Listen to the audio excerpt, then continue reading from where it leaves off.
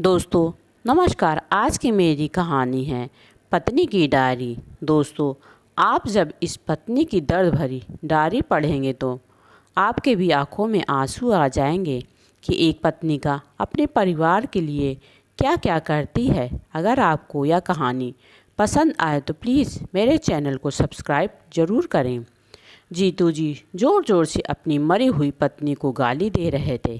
कह रहे थे, देखो 10,000 महीना उसको घर चलाने के लिए देता था, फिर भी पता नहीं कहाँ खर्च कर देती थी। जीतू जी अपने बेटे हरि ओम और बहू से कह रहे थे, देखो सोनार के यहाँ अपना टॉप्स और अंगूठी गिरवी रख गई, अब उसको कौन छुड़ाए। पता नहीं गिरवी रख के रुपए कहाँ खर्च कर देती थी। हम लोगों पर कर्ज चढ़ाकर चली गई, पता नहीं क्या करती थी 10,000 का। बेटा भी चिल्ला रहा था, हम ही लोगों को तो बहना है, माँ को लेकर तो चली गई। जीतू जी और उनका बेटा हरिओम अपनी मरी हुई पत्नी और माँ को चिल्ला रहे थे। हरिओम ने तुरंत अपनी बहन नीलम को फ़ोन मिलाया और पूछा कि आखिर माँ ने 20,000 उधार लेकर क्या तुम्हें दिए हैं। नीलम ने बताया, नहीं तो माँ ने मुझे कोई रुपए नहीं दिए। हरिओम फ़ोन पर ही अपनी माँ को खूब चिल्ला रहा था कि इतने रुपए लेकर पता नहीं किसको दे दी। हरिओम के फ़ोन पर चिल्लाने से नीलम डर की वजह से और कुछ बोली नहीं। उसके भाई को लग रहा था कि माँ ने ज़रूर नीलम को ही रुपए दिए होंगे। दोस्तों, आपको बता दूंगी, हरिओम निकिता की शादी 1 साल पहले हुई थी। तब सुमित्रा देवी जी की बहू के आने की खुशी में बहुत खुश थी। उनका पूरा परिवार खुश था। बहू के आने के बाद सुमित्रा देवी जी उनके साथ बहुत अच्छा व्यवहार भी करती। बहू भी अपनी सास के साथ मिलजुल कर रहती थी। सुमित्रा जी अपनी बहू निकिता को अपनी बेटी की तरह चाहती थी। उसको कभी किसी चीज़ की कमी नहीं होने देती थी। सुमित्रा देवी के पति शादी के 6 महीने बाद रिटायर हो गए थे, तो उनका पेंशन 15,000 मिलते थे, जिससे सुमित्रा देवी जी अब 10,000 में खर्चा चला रही थी। उनके घर में सुमित्रा देवी और उनके पति जीतू जी, बेटा, बहू 4 लोग थे। रिटायरमेंट के बाद जीतू जी 10,000 अपनी पत्नी को जब देते थे तो वह घर का 10,000 में खर्चा कैसे चलाती थी, यह तो सिर्फ उन्हें ही पता था। हर 2 महीने तारीख को सुमित्रा जी उनके पति 10,000 रुपये देते थे। अगर कभी 10,000 से ज़्यादा खर्च हो जाता तो जीतू जी उसका पूछते ही नहीं थे। सारी जिम्मेदारियां बस सावित्री जी पर थी। सावित्री जी के मरने के बाद जब बाप बेटे दोनों चिल्ला रहे थे, तब जीतू जी को यह समझ में नहीं आ रहा था कि उनकी पत्नी ही पूरे घर का कितना ख्याल रखती थी। कभी भी यह तक नहीं कहा कि उन्हें किसी चीज़ की ज़रूरत पड़े या किसी चीज़ की कमी हो। सुमित्रा जी को मरे हुए 1 साल हो गया। जीतू जी आज भी अपनी पत्नी से उतनी ही नफरत करते थे। एक दिन जीतू जी अपनी अलमारी में जिसमें दावत लिखते हैं वो डायरी खोज रहे थे। डायरी खोजते खोजते उन्हें एक छोटी सी डायरी मिली। जीतू जी डायरी खोला तो उसमें उनकी पत्नी का कुछ हिसाब किताब लिखा था।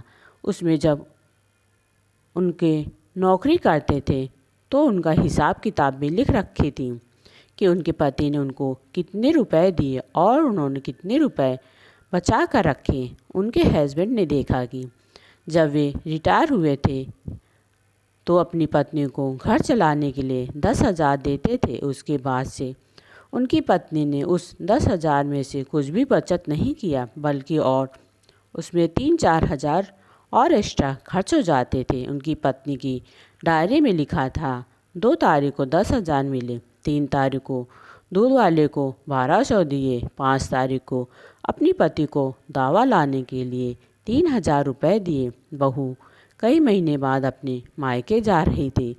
बेटा हरिओम सैलरी तो मिलता ही था, लेकिन सोचा बहू को भी हाथों में कुछ रुपए दे दूं, तो 500 बहू को दिए।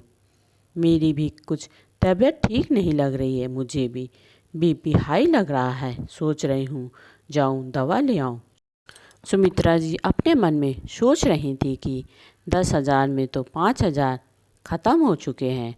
अब 25 दिन में 5,000 कैसे चला पाऊँगी।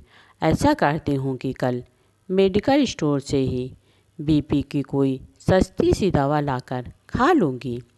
2 दिन बाद उनके घर में ननद और नंदोई आ गए। वह दवा लेने के लिए आए थे। वह 3 दिन तक रुक गए। 1,000 रुपये उसमें खर्च हो गए। जीतू जी रिटायरमेंट के बाद अपने गांव में शादी में जा रहे थे तो 1,000 उनको दिए। 700 रुपये का सिलेंडर भरवाया। 600 बिजली का बिल दिया। 1 महीने की 1,500 की सब्जी और 500 के थोड़े फल मंगाए। टोटल 9,500 रुपये खर्च हुए।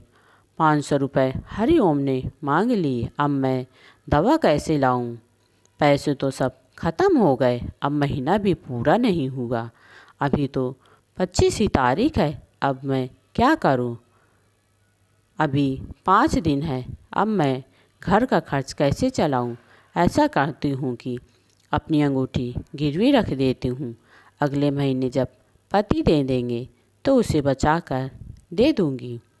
सुमित्रा जी की बहू ने अपनी सास से कहा, मम्मी मेरी कुछ तबीयत ठीक नहीं लग रही है। निकिता को बुखार लग रहा था। सुमित्रा जी ने सोचा कि मेडिकल स्टोर से ही दवा लाकर दे देती हूँ। डॉक्टर को दिखाऊंगी तो ज़्यादा पैसा खर्च हो जाएंगे। मेडिकल स्टोर से दवा लाकर बहू को दिया, लेकिन उससे भी बहू की तबीयत ठीक नहीं हुई। डॉक्टर को दिखाने के लिए सुमित्रा जी के पास रुपए नहीं थे।